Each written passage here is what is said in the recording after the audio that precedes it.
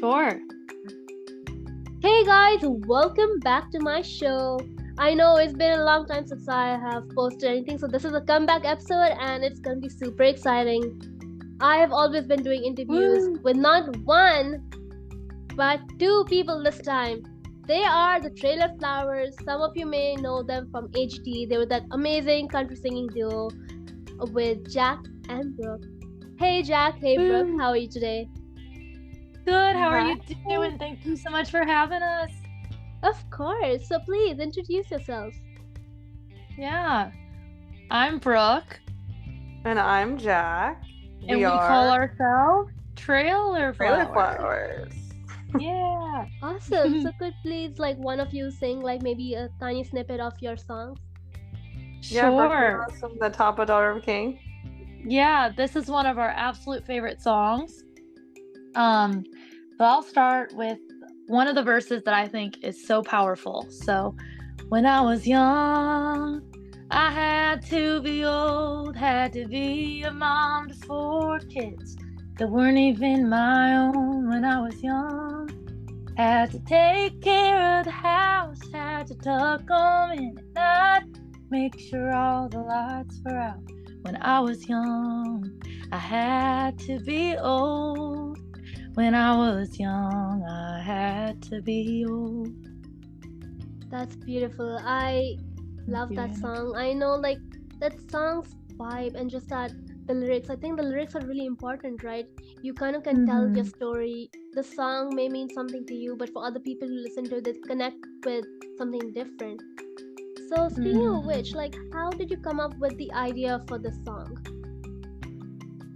Yeah, Jack, you want to share where Yeah. you were when you wrote the song?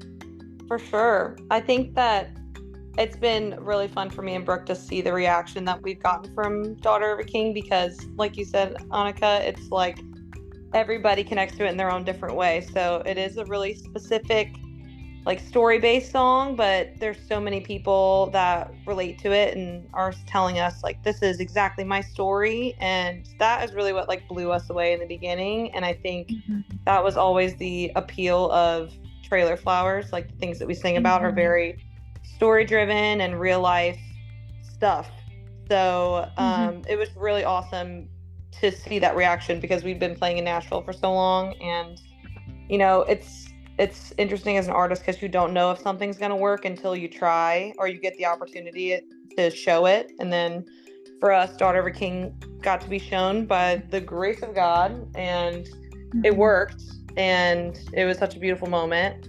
And I think the songs that do that, the songs that work, come from a place that really none of us can explain. And Daughter of a King was one of those moments where I was in my bedroom and the song just kind of fell out of me. It wasn't that I sat down and, you know, thought of the idea. It just kind of like fell out as a thought and ended up being the song very quickly. And but the first time I ever showed it to Brooke, she really like loved it, and we just immediately started singing it together. So it was definitely always meant to be a Trailer Flowers anthem, and I'm really, really grateful that it ended up being that for us. And we're doing a lot of other fun stuff with that song now that we can't talk about yet, but Yeah. a lot of really exciting fun stuff. A lot of doors have been opened, so Yeah, that's we're like very grateful. yeah, I mean that's like really cool how just that one song kind of like took over the internet, especially like just performing in front of a large crowd, especially on AGT, is like a huge like risk as well as an opportunity in the same way, because you're kind of putting yourself out there with something that like is not like fully baked, because like before then it was not like a song that was already released. You released it after that, I assume, right? Yeah, Yeah, we released it. I correct. think that wasn't it the And night so- that it aired, Brooke? I think, which was Oh crazy. wow. Mhm. I mean, yeah, just like being on stage, like Simon Cowell, we all know. I know he's not listening to this episode because this podcast is not that big yet. But if he is, I'm sorry again, but this is just the truth. Simon Cowell is known for being the biggest critic, right? And I know when I watched that episode, you guys were stopped in between to sing a different song, and though it was super daunting to watch, I think by making you sing Daughter of a King and made me find my new favorite country song. Oh, that's so very sweet.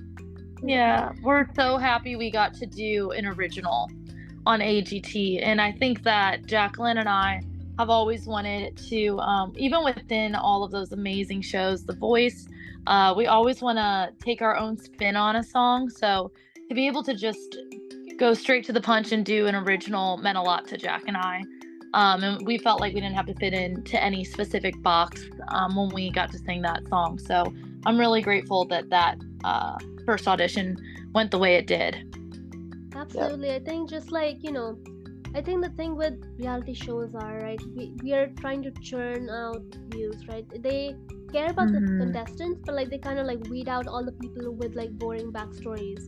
And by boring, I mean, we don't really know the definition of boring or interesting because it varies show to show. But I think out of all the shows we've seen so far, I think American Idol kind of brings out the better in people because they kind of have like, even in the audition process before you even get onto television, they do a Zoom call with you where you're face on face with a producer, and so you kind of have the connection. Whereas for like I've auditioned for The Voice for pre-producer ones where I did it like there was like this video thing, and you would just sing to a camera with no one there. So I think in that sense, they're always not just looking for the voice, but rather for like that epic backstory, like something that really makes people want to vote for you or makes people want to kind of be with you, which in that sense, if you think about being an amazing artist, is not defined by going on to a show and winning it or even just being on it. So that's why kind of for me, I personally just kind of took a backseat on like auditioning for The Voice and thought that I would focus on singing, songwriting, perfecting my craft rather than like opening up to That's that. smart. Because I think you guys have just been doing an amazing job. Thank you. And I would love to hear your music sometime. You should send us send us a link, or if you have a voice memo, we'd love to hear it. Yeah, of course. For sure. And I think that I think that like people forget that like all those shows are like reality TV too.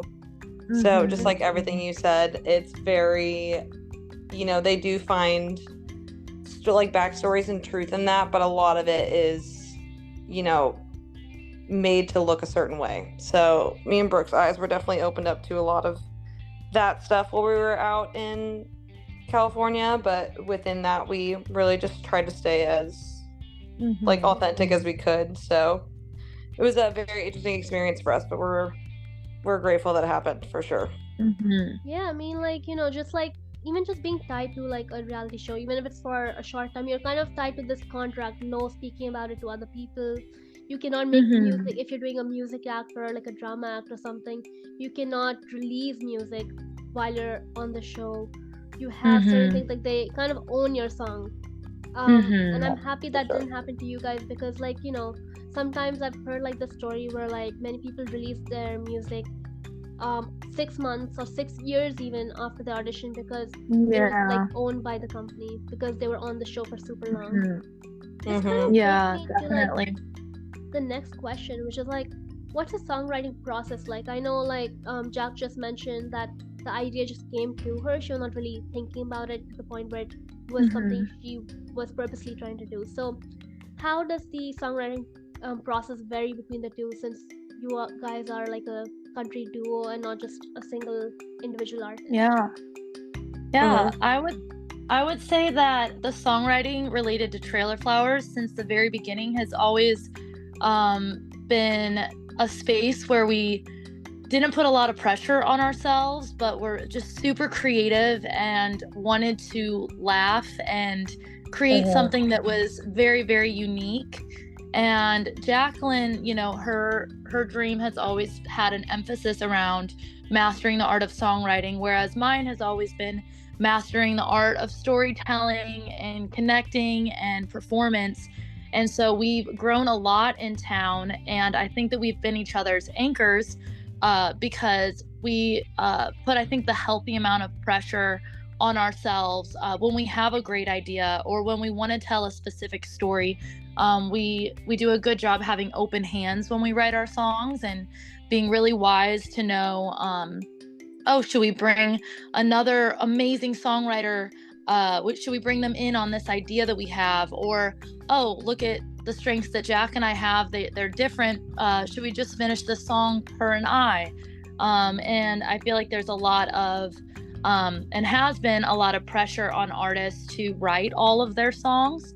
Whereas Jack and I, because we are such fans of songwriters, it's really important to us that we are singing and releasing the songs that we just connect with the most, and sometimes that might not be a song that we had happened to write, and but at the same time we have a lot of songs that maybe are not radio or commercial in the eyes of the industry, but we still make sure we write those songs just for ourselves, because again, we really enjoy writing together, and it's very, very significant that we get to have a safe place to kind of flush out all our ideas with each other. And I think that's what's really special about our duo. And it's been really, really amazing in a town that's super competitive with songwriting to have a space between Jack and I where we just get to learn, and we're not in competition with each other when it comes to writing. And I think that's very healthy and has been really crucial to us figuring out our brand. So we're down for the best idea to win in the room. And a lot of times we're really blessed because Jack and I creatively have very similar instincts and like the same things. So yeah, I mean, that's beautiful. I mean, I think the magic of music and songwriting is that you can kind of create that connection. Even if you're like solo artist or a duo, even you kind of have that like magical moment with them. You're trying to have this nice balance of solidarity as well as like community and all the good things, and you kind of go through things together. And with a duo especially, you kind of have to, I know they're like often like duos do not work out, but like duos can also be like creating a stronger bond between the two and creating good music, because music is not really like a one-person job. Though you may be a solo artist or though you might be a duo, you have a bunch of people working behind the scenes. Yeah, definitely. sure. That's so true. And like Brooke said, one thing that I do love about me and Brooke's like philosophy with songwriting and music is, you know, she is this like superstar, so she's studied like Beyonce and Olivia Newton-John and all these like legendary people and singers, and a lot of them didn't write their own songs. They just chose the best songs and cut them. And I love that me and Brooke both agree on doing that, because a lot of the time when you look at the most popular artists, you know, George Strait didn't write one of his songs, or you know, like Carrie Underwood didn't write any of her songs in the beginning. And it's like finding that balance and that like mixture of, you know, the goodness, because I always say like we will never be able to outright Nashville, and no matter how good of writers me and Brooke are, it takes more than one hit writer to make a hit record. So we're very inclusive when it comes to welcoming outside cuts and also cutting the best of our songs. So I love that. Absolutely. I think like as you said, right, writing is not just a one-person job, and not just that, like it's also about like personally for me, even like when I'm writing songs, I obviously like since I'm just starting out, I'm not really like writing on a commercial level or anything like that, but I personally connect more to songs that I've written. And even if it's written by someone else, like let's say it's written by Macy Peters or Conan Gray, you sing them, but you do not feel that personal connection to them because you do not know the story they're trying to tell through that. You kind of just connect it to your own self.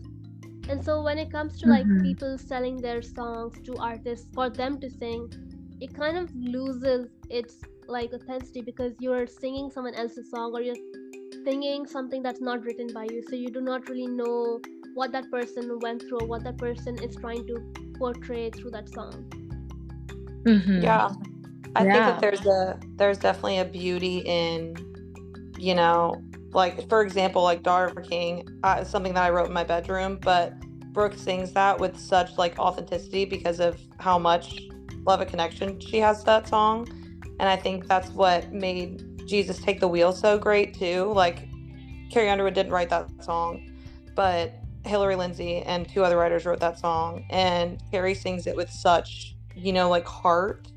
And I love that about when people cut songs, because just like Daughter of a King like had this impact on all these people, and everyone was like, this is my story. Like if some other artist would have cut it, it probably would have had the same impact. Like obviously it's amazing that Trail of Flowers did that, and the way that we sing it is very, very special. But yeah, just like the Jesus Take the Wheel example, I think is really good to kind of explain like the cutting process and what that looks like in country music specifically.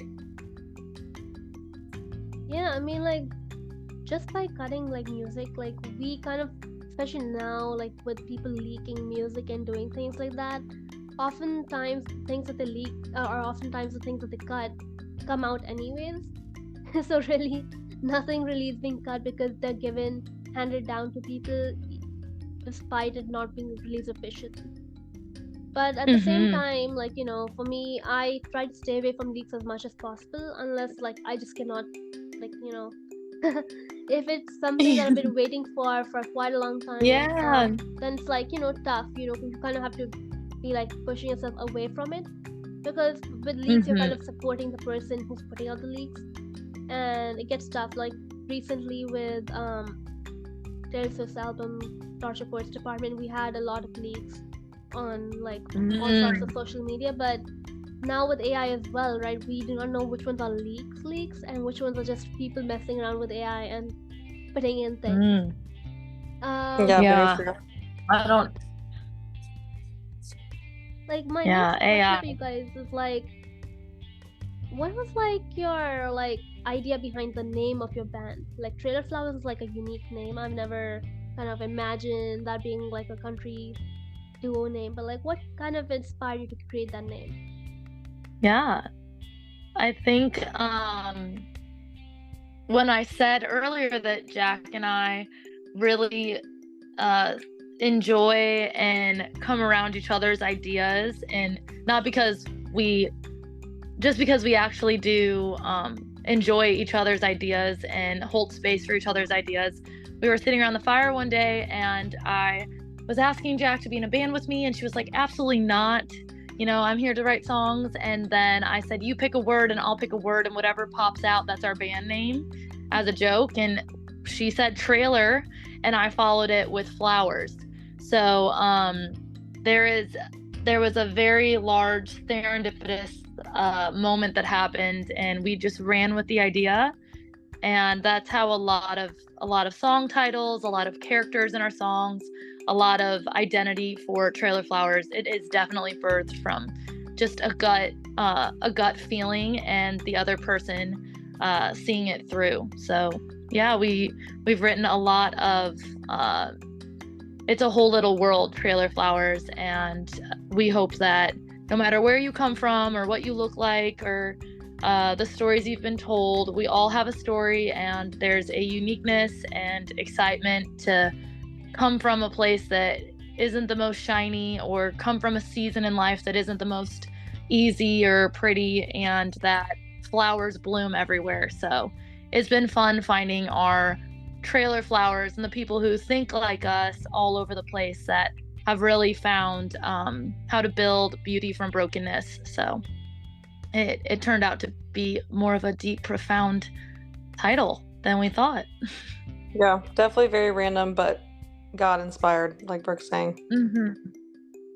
Wow, I mean, first of all, that message you just said is beautiful. I think that's something that many people do live by, and I think that it's just very important to know as well, right? People forget about all the tiny little things that bring them to the point they are, including me, including everyone out here, right? They're always like, trying to move on, moving forward without like thinking about their roots or their culture, and forgetting about everything and just thinking that, okay, I'm here and this is what I'm doing. And I think that just remembering those things that you used to do, or the things that made you who you are today, is important. for you to realize that you are only here because of the things you did in the past. And by reading the name Trailer Flowers, just by like chance of luck, right, came on your tongue, and that's just how it ended up being. And I think it's really Yeah. important though, because like Trailer Flowers, it's like when you say it, it just sounds really profound and like really cool, you know. It doesn't have to be Thank you. anything like super fancy like Razor Blades or whatever the name country Yeah. duos right now. But like it's like simple yet unique. Like it's you kind of get that feeling of like it being a country duo, or I mean it could be a rock duo for all I know, but like, you know, Yeah.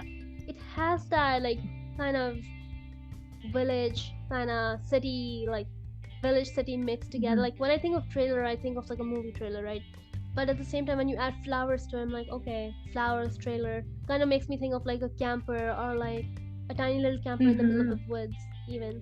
It kind Yeah. of like really fits the vibe of Daughter of a King and all the songs we've written so far, because Mhm. a king is like royal, and then a daughter is, you know, a daughter, Mhm. beautiful, elegant, all the things. Yeah. And so That's I so think really that's so good. it like ties in everything. I don't know how you guys do it, but it's amazing. Oh, thank you, That's very Annika. sweet. That's very random, so I- we can thank Jesus for that. And I do live in a trailer in the woods, which is so fun. He does. So I'm almost done. But Nice. You're fine. what would your guys' dream collab be? Ooh. Ooh, that's a fun question. Aw. Yeah. Honestly, mine is a sad one, but we used Toby Keith as a massive like Oh, yeah. example to the industry of what we wanted to do through music when it comes to the comedic or like stick side of Trailer Flowers, because Jacqueline and I, like, we really do enjoy making people laugh and being unfiltered and saying things as it is, or you know, how being who we are as we come. And I think Toby Keith's music and his music videos, he did such an incredible job being tied to a label, creating this body of work that not only, you know, had such meaning and patriotic roots, but also he had such a funny undertones. So I think that we would have had the most amazing time having Toby Keith be in one of our music videos or having a write with him. But in terms of like dream collab now, I think that we'd love to do something with Dolly Parton before she goes to heaven. But yeah, I would say Dolly Parton would be a goal or dream for Jack and I. Anyone else for you, Jack? Honestly, you kind of hit it spot on. I love both those so much. Yeah. And Brad Paisley would be great too. We'd love to do something with Brad Paisley. And the last one in the country realm, I would say Keith Urban, because I've just heard that he's incredible to work with and an amazing entertainer. So I think we could learn a lot from him. I mean, I could totally see that. It's kind of funny what you said with Dolly Parton. But yeah, I mean, I could totally see you guys collabing. I mean, who knows? Maybe you guys might be able to do like an all-rounder where like Toby Keith, what's his name? Keith Urban and Dolly Parton somehow are together. Yeah. There's 4 of you, so then you can have like a double duo. Yeah, That'd be so fun. that'd be great. Or That'd you be can so even fun. just like somehow grab in Miley Cyrus as well, bring her goddaughter on, and you can just have like a bunch of people Ooh, on the song. that would be cool. Yeah. Like a Dolly Miley collab and a Yeah. Trailer Flowers collab. That would be iconic. We love that. Yeah, If you and can then- make that happen, Annika, let us know. Yeah, please. Yeah, or we could even bring Lady Gaga, and the reason I'm putting Oh, this out there love is like her. Stars Born, right? And like Bradley Cooper. Yeah. Yeah, we Yeah. could have like them, like it would be like a whole like big family of like just amazing Yeah. singers, and honestly, like, you know, we can make this happen, manifestation, right? Yes. Yes.